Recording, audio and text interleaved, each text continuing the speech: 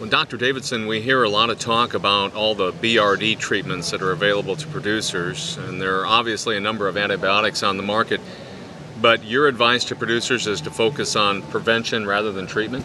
Absolutely, Ken. We're thankful to see new products come to the market on the antimicrobial side.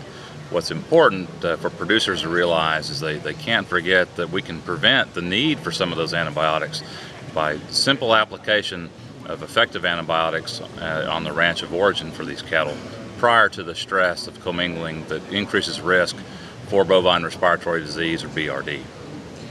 With the financial impact that BRD continues to have on the U.S. cattle market, prevention efforts seem to make good business sense. You bet. The cost of BRD affects the end user of the cattle ultimately.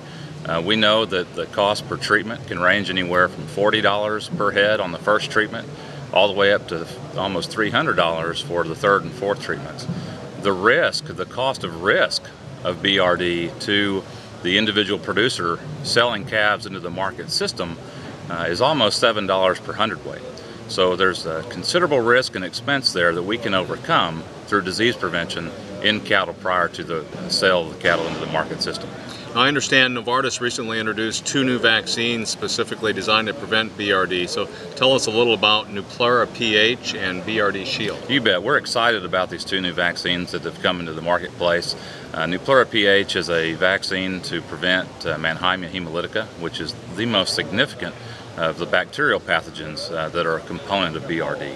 The nice thing about Nuplera PH is we have a vaccine that has the most rapid onset of immunity of any of the Mannheimia, formerly Pasteurella hemolytica products on the market. So a 10-day onset of immunity, which is a great advantage in matching the disease prevention with the risk of the disease, a very rapid onset disease represented by Mannheimia hemolytica. As far as BRD Shield goes, we have a new modified live viral BRD Shield. We're excited about that product. It gives producers an opportunity to truly match the threat, particularly in the BVD side. We're the only manufacturer that has a non-cytopathic BVD in our modified live viral. When you look at the incidence of BVD in confined cattle, the overwhelming majority of BVD recovered by diagnostic laboratories are non-cytopathic strains or biotypes of BVD.